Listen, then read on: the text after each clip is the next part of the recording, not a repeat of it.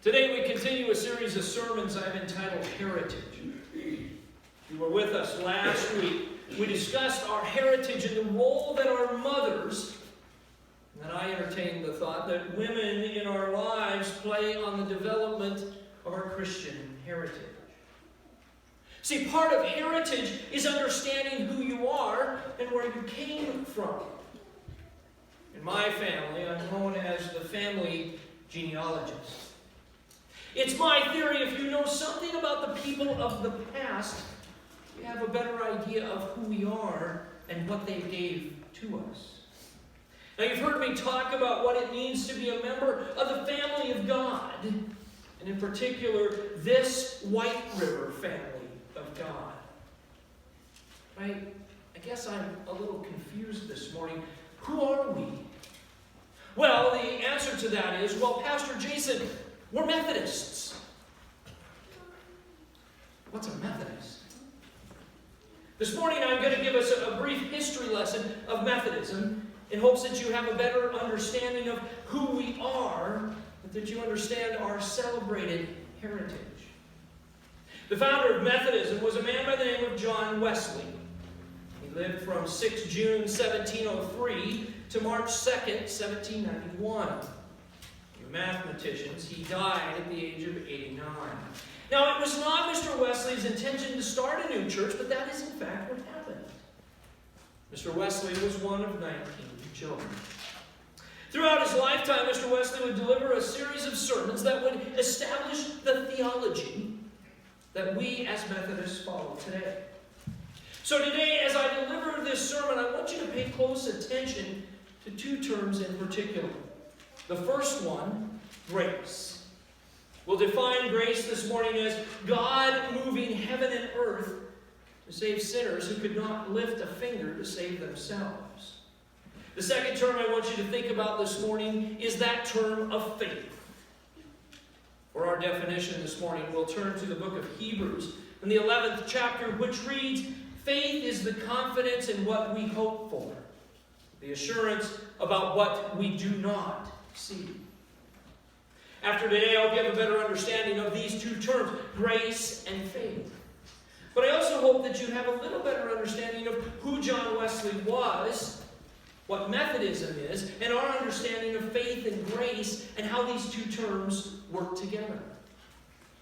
Well, with all of that ahead of us, I better keep moving or we'll be here all day and the Catholics, they will beat us to the drive-in. Mr. Wesley said we are saved by grace through faith. That means there is nothing as followers of Christ that we can do to earn God's grace. So let me ask you this question. Are there other places in your life where we have things that we received, and I wrote without payment, without giving something in return? Well, let me put it this way. Can you think of things in life that we should receive freely? What about a parent's love? It's really something that parents should give freely to their children, not say, if you take out the trash, I will love you more. What about our heritage? Isn't that something that we receive freely? Well, you might say to yourself, yeah, your heritage is either good or bad, depending on what that family tree looks like.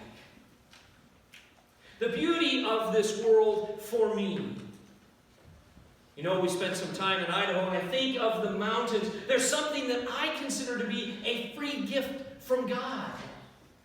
I didn't do anything to earn nature's beauty, but I got the privilege of enjoying it. The love of a dog.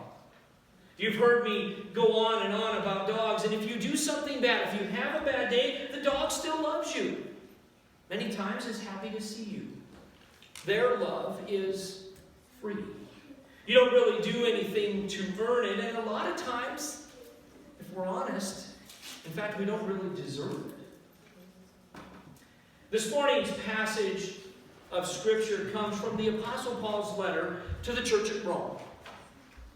Now, I want to point out something, that Paul's letter to the church at Rome is different than the other letters, say, that Paul wrote to the church at Corinth or Thessalonica. or Galatia. Why? Because Paul's letter to the church at Rome is different in what most theologians call different in atmosphere and method. And most readers pick up on it right away.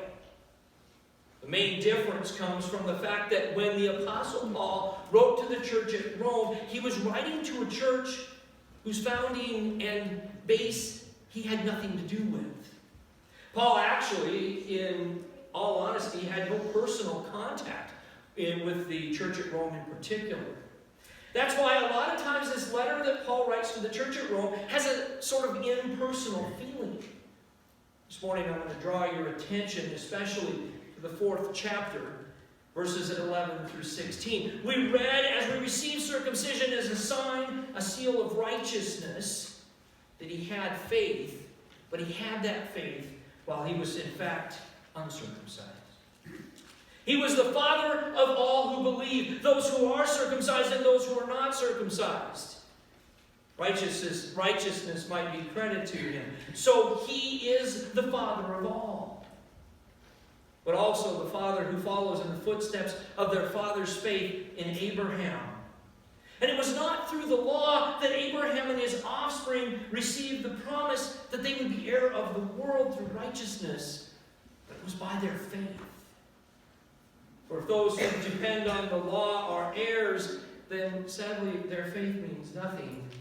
The promise is worthless. Because in fact the writer says the law would bring wrath. And if there is no law, then there's no transgression. Therefore promise comes by faith, so that it may be by grace that we're guaranteed all of Abraham's offspring, not only those who are of the law, but those who follow by faith, like Abraham, is the father of us all. Circumcision, Paul says, among other things, is an outward sign of righteousness that God credited to Abraham for his faith. Abraham, Paul's getting at, is father of the believing Gentiles, or the uncircumcised, because he believed and was justified by the rite of circumcision before it was instituted. That Paul is making a bridge, if you will. He's saying Abraham is also the father of the believing Jew. Paul uses this scenario in the way of justification by faith. Does this sound familiar to any of you? I hope so, because remember, it was also John Wesley who said, we are saved by grace through faith. Remember, Jesus Christ was a Jewish rabbi. The original message of Jesus went to the Jewish people first. Again, Paul is trying to bridge a gap, remind the readers that there's good news, grace and salvation, and that is available to all, the Jewish people and the Gentiles alike. But this would be a huge statement at the time of Paul's letter to the Romans. God made Abraham a promise that he'd be a great nation, and all of his families of the earth would be blessed. And we see that in Genesis 12:2-3. I will make you into a great nation, it says, and I will bless you. I'll make your name great, and you'll be a blessing. I'll bless those who bless you, and whoever curses you, I will curse. And all the people of the earth will be blessed through you. That's God's promise to Abraham in the early part of the Bible. But I want you to understand something. Nowhere in Genesis does it say you must be circumcised. It doesn't say in that passage, you must do the following things to earn the grace of God. No, this promise came to Abraham because of his faith, and the faith that Abraham showed towards God. It didn't come to Abraham because he piled up merit by doing good works following the law. It was a gift to him. This was a gift, in fact, that showed the outpouring of God's gracious grace in answer to Abraham's absolute and total faith and trust in God. Verse 14 says, those who depend on the law, those claiming to be an inheritance based on the obedience of the law. Paul, in his letter to the church at Rome, is saying, you know what? That's not necessarily the case. It's not based on law. Because he says, where the law brings wrath, and where there's no law, there's transgression. The law, because it reveals and even stimulates sin produces wrath, not a promise. Transgression overstepping a clearly defined line. So understand this, where there is no law, there's still sin. But it does not have the character of transgression. Well, what's transgression mean? It is to go beyond or overstep the limits. I want you to think of verse 16 like this. It's a summary of verse 11 and 12 in the close correlation between our two key words, faith and grace. Those laws of the Jewish people and those who have faith in Abraham, meaning the Gentiles, these would be Christians who would share in Abraham's faith. And like Abraham, would not possess the law. Well, Pastor Jason, that's a great story, and it's an Old Testament story. But what's it have to do with us? Well, on June 11, 1738, Mr. Wesley preached a sermon entitled Salvation by Faith.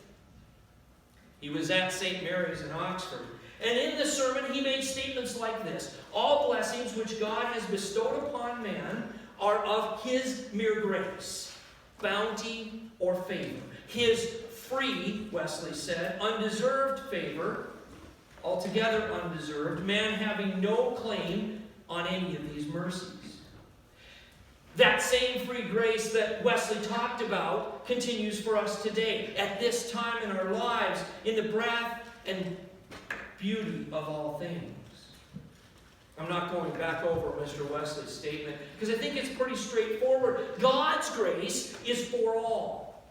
It's free, meaning there is nothing we can do to earn it. We are all saved if we choose Jesus Christ by grace through faith in Him. And I don't know about y'all, but there's a definite reassurance in that. But I do caution each and every one of us, myself included.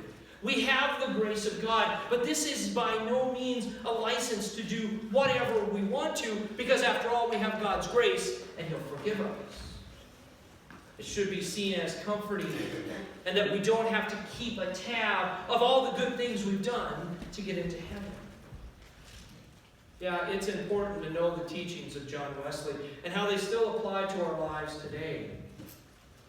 These teachings of Mr. Wesley's are a part of who we are. It's a part of our heritage. The generations that established this church, that went on before, understood those lessons. They applied them to their lives so that we would learn from them, from their writings and the examples they set by the lives those generations before us led. After this sermon, I hope you have a little better understanding of what it means to be Methodist. I also hope you have a better understanding of what it means to be saved by grace through faith. Before we get really comfortable, remember there are all kinds of people out there who need to understand God's grace. Many times as a society, we think if we mess up, that's it, we're done, there's no going back. Unfortunately, the church has a reputation of being judgmental and uppity. We think about who we are and the long heritage we represent and the generations that have gone before us. What are you doing? What are we doing to correct the image of the church so that people understand this is a safe place? This is the house of God.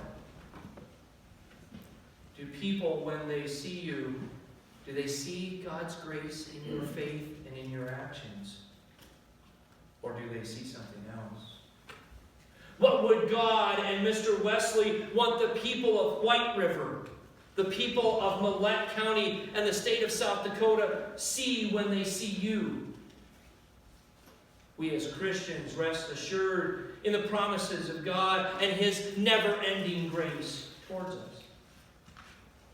But I'd like to challenge all of us in this next week, in the next month, to be living examples of God's grace. Show grace to everyone. Those you agree with, those you do not. Those that are like you, those that are not. Sure, you can leave here and say, that was Pastor Jason's challenge to us. But if we're honest, isn't that really God's challenge to all of us? We're blessed with God's grace. We have faith in God. They're wonderful things. They're never meant to be kept for ourselves. Go out and be living examples of God's grace and faith to one another and to those in need. Amen.